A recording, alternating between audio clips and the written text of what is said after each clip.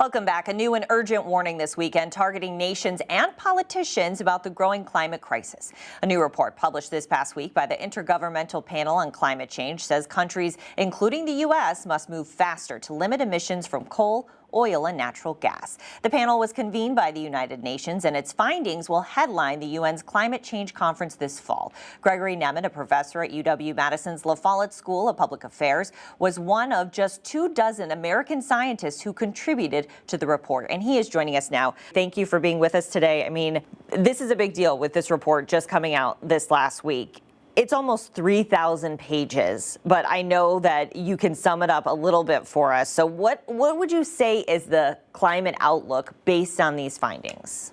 Yeah, based on these findings, the report says that the climate problem is getting worse, but the solutions to it are getting better. And it took us 3,000 pages and 3 years to come up with that. But that's basically the message here. There's signs of progress, but there's huge challenges that remain, and we tried to document that in the report. And if we don't heed the warnings in this report, what could happen? What is the fear? The fear is that we're already seeing the impacts of climate change. So in our state, we're seeing extreme precipitation rates. We're starting to see really high temperatures in the summer that, combined with humidity, can get to the point where it's really unlivable to be outside. In other parts of the world, we're seeing things like wildfires and sea level rise.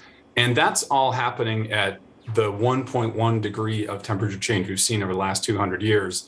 If we don't heed the warnings and that leads to warming like double that or more, triple that, it won't just be what we're already seeing, it'll be a lot worse than that. So more intense events and happening more frequently in more places. And that's really what we're trying to avoid. And we have the potential, we have the tools to avoid that. And that's the urgent need right now. I know it's only been a few days, but what's been the reaction so far since the report? Has anyone reached out to you specifically? Yeah, the reaction, the interest is a question, can we actually do anything about it? Is this just more bad news? Because we've gotten lots of bad news about pandemics and military conflicts, and climate change is another one. And what I actually come away from the report is actually being quite encouraged that we're not on track to deal with the problem yet, but there are emerging solutions that show us there's a path to do it, that we can reduce our emissions without sacrifice, without a lot of, conflict. It's really about making some changes and about investing into some of these things that are now competitive, that'll actually save us money over the longer term and have these co-benefits as well in terms of better air pollution and ways we have cities that are better. And so I actually find room for encouragement in some of the solutions that are emerging. And there's a policy changes portion of this report. There's been a little bit of political fighting over that. So I'm wondering if anything changed in this report because of political pressure that you're aware of. Well, nothing changed in the report. I was involved in the last 2 weeks of what's called the approval process, where the summary document actually has to get approved by all the members of the United Nations. And they asked some really tough questions about, well, it says we have to phase out use of fossil fuels. Is that really true? Because we use a lot of fossil fuels. And, here's what the science says. If we're going to reduce emissions and limit warming so that it's safe, we need to reduce fossil fuels, period. That's what the science says. And those arguments ultimately won the day and came out in the report. And even, countries that are fossil fuel intensive and derive a lot of revenue for it approved it. And I think that it really is a case where accumulating evidence really showed something, and that's what's come out in the report as well. Would you have recommendations for Wisconsin lawmakers?